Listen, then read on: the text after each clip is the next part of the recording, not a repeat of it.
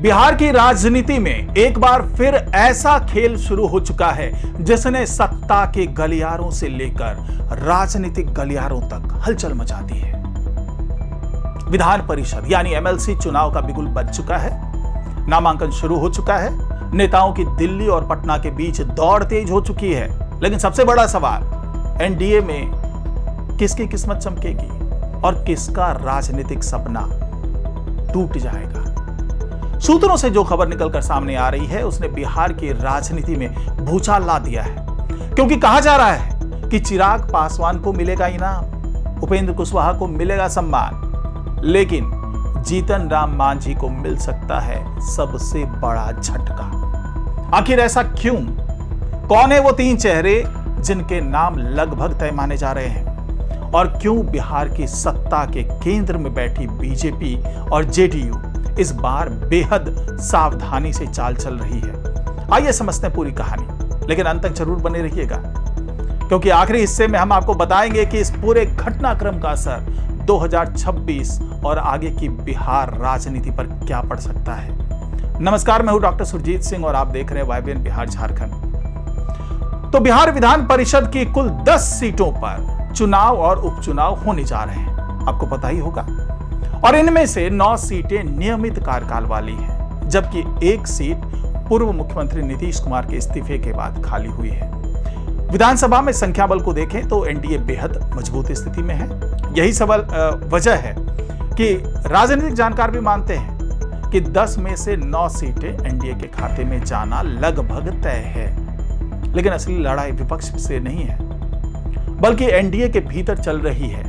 ये लड़ाई विपक्ष के बजाय एनडीए के अंदर ज्यादा जोर शोर से चल रही है, क्योंकि सीटें सीमित हैं और दावेदारों की लंबी कतार लगी हुई है। दिल्ली में बीजेपी की बैठकें, पटना में जेडीयू की रणनीति और नेताओं की लगातार बढ़ती सक्रियता सब कुछ संकेत दे रहा है कि पर्दे के पीछे कोई बड़ा फॉर्मूला तैयार किया जा रहा है। सूत्रों के अनुसार एनडीए के भीतर सीट बंटवारे का जो फॉर्मूला उभर कर सामने आ रहा है, उसके मुताबिक बीजेपी 4 सीटों पर दावा ठोक सकती है, जेडीयू 3 सीटों पर, जबकि एक एक सीट जो है वो चिराग पासवान की पार्टी और उपेंद्र कुशवाहा की पार्टी को मिलने की चर्चा चल रही है। यहीं से शुरू होता है सबसे बड़ा सस्पेंस, क्योंकि अगर ये फॉर्मूला लागू हो जाता है अगर, तो जीतन राम मांझी की जो पार्टी है उसको एक भी सीट नहीं मिलेगी। जी हाँ, वही मांझी जो लगभग एनडीए के अहम सहयोगी रहे हैं, जो लगातार रहे हैं सहयोगी, और वही मांझी जो खुद सार्वजनिक रूप से एक सीट की मांग कर चुके हैं।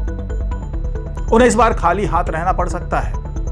और यही खबर बिहार की राजनीति में सबसे ज्यादा चर्चा का विषय बनी हुई है। अब सवाल उठता है कि आखिर ऐसा क्यों?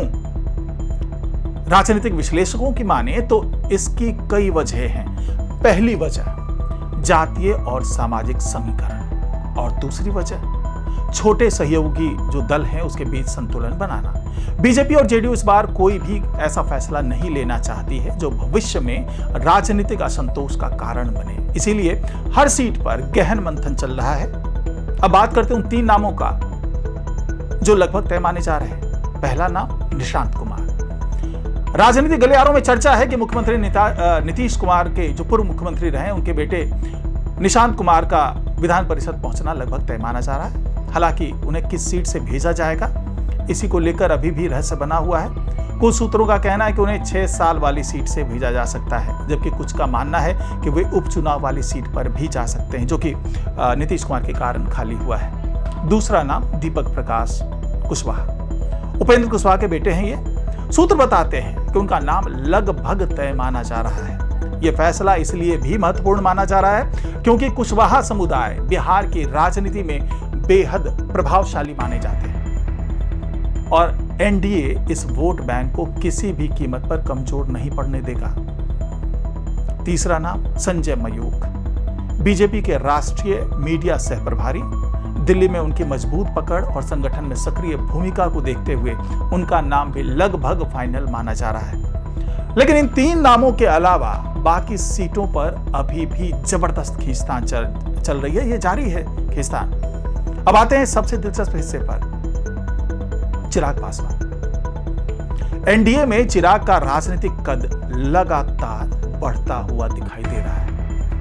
पहले विधानसभा चुनाव में मजबूत प्रदर्शन, फिर संगठन का विस्तार और अब एमएलसी चुनाव में संभावित सीट। यह संकेत दे रहा है कि एनडीए चिराग को लंबे राजनीतिक निवेश के रूप में देख रहा है। सूत्रों के मुताबिक जो एलजेपीआर है उसको मिलने वाली सीट से सीमांत बर्नार, हुलास पांडे या अशरफ अंसारी, इन तीनों में से किसी एक को मौका मिल सकता है, लेकिन अंतिम फैसला अभी बाकी है। उधर दिल्ली में बीजेपी की बैठक को लेकर भी सस्पेंस बना हुआ है। बताया जा रहा है कि प्रदेश से कई नामों का एक पैनल तैयार करके दिल्ली भेजा गया है। इनमें से कई बड़े चेहरे शामिल हैं, लेकिन अंतिम मुहर दिल्ली में ही लगेगी। यानी अभी कई नेताओं की धड़कनें तेज हैं, कई नेता फोन करके वो सक्रिय हैं, कई नेता दिल्ली और पटना के चक्कर लगा रहे हैं और हर किसी को इंतजार है उस एक फोन कॉल का जो उनकी राजनीतिक किस्मत बदल सकता है। लेकिन कहानी यही खत्म नहीं होती। असल सवाल है कि अगर मांझी को सीट नहीं मिली तो क्या होगा? क्या वे सार्वजनिक नाराजगी दिखाएंगे जो अक्सर दिखाते रहे? क्या एनडीए के भीतर असंतोष बढ़ेगा या फिर उन्हें भविष्य में किसी बड़े राजनीतिक समायोजन का भरोसा दिया गया है? फिलहाल इसका कोई आधिकारिक जवाब नहीं है, लेकिन राजनीतिक गलियारों में चर्चा तेज है। और सबसे बड़ा सवाल कि क्या यह सिर्फ एमएलसी चुनाव है या फिर बिहार विधानसभा और भविष्य की राजनीति का ट्रेलर? क्योंकि जिस तरह से एनडीए सहयोगियों के बीच संतुलन बनाने की कोशिश कर रहा है, उससे साफ संकेत मिलते हैं कि यह चुनाव केवल विधान परिषद तक सीमित नहीं है, यह भविष्य के राजनीतिक समीकरणों की प्रयोगशाला भी है। तो बिहार की राजनीति में सस्पेंस अभी खत्म नहीं हुआ है। 3 नाम लगभग तय बताए जा रहे हैं।